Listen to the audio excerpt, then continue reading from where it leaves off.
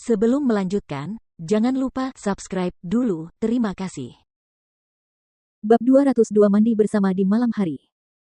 Setelah kembali ke kamarnya, Feng Jiu berbaring di tempat tidur dan memikirkannya serta merasa sudah waktunya untuk berlari. Penguasa neraka itu sedikit tidak normal dan wajahnya akan segera sembuh.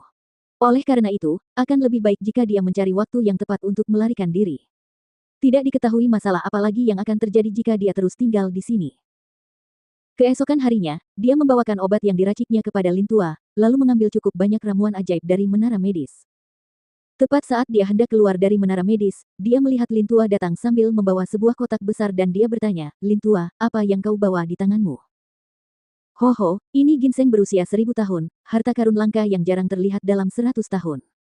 Lihat, ini harta karun yang sangat premium."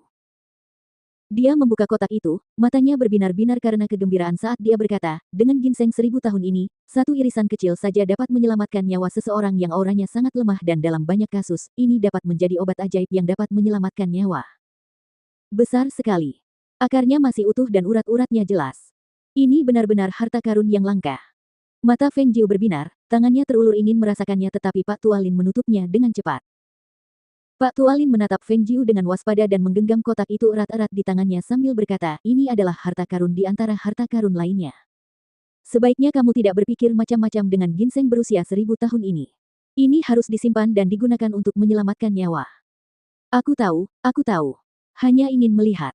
Feng Jiu tersenyum menawan, hatinya berpikir bahwa saat dia pergi, dia akan mencuri ginseng berusia 1000 tahun ini dan membawanya bersamanya. Sepanjang hari, dia menghindari penguasa neraka, berusaha sebisa mungkin untuk tidak menabraknya. Hingga langit malam berangsur-angsur menjadi gelap, Feng Jiu memperkirakan waktu sebelum dia berjalan menuju sumber air panas di gunung di belakangnya, berniat untuk berendam dengan baik malam ini, sambil menunggu beberapa hari hingga penguasa neraka keluar dan tidak ada di sekitar sebelum dia pergi diam-diam. Melepas pakaiannya dan mengikatkan kain kasa tipis di sekujur tubuhnya, Feng Jiu melangkah hati-hati ke dalam sumber air panas. Sumber air panas di gunung di belakang ini lebih dalam dan dia hanya bisa berjalan di sepanjang sisi kolam, lalu duduk di sepanjang tepi kolam untuk berendam di dalam air. Sambil bersandar di tepian, dia mendesah kebahagiaan murni. Saat malam berangsur-angsur semakin larut, langit dipenuhi bintang-bintang yang berkelap-kelip, pemandangan yang sangat indah. "Datang untuk berendam di sumber air panas, mengapa kau tidak meminta tuan ini ikut, tetapi malah datang sendiri ke sini?" Suara yang terdengar begitu tiba-tiba itu mengejutkan Feng Jiu hingga dia hampir melompat keluar. Namun, mengingat bahwa hanya ada selapis kain kasa tipis di sekujur tubuhnya, dia segera tenggelam kembali ke dalam air, tatapannya diwarnai kemarahan saat dia menatap orang yang berjalan keluar dari antara bayangan. "Mengapa kamu di sini?"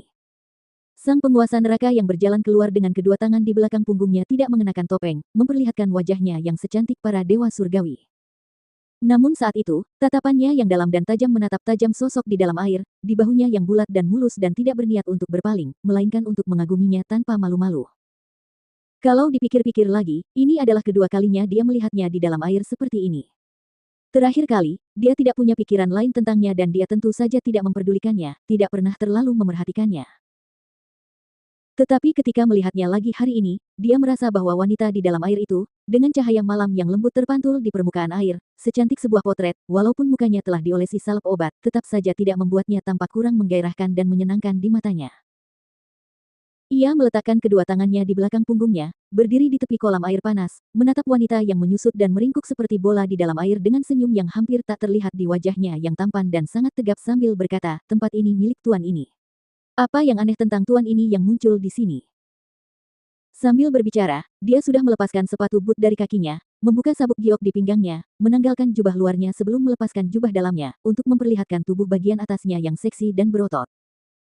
Melihat dia menggerakkan tangannya ke bagian atas celananya sambil berniat melepaskannya, Feng Jiu langsung menjadi gugup hingga dia mulai tergagap.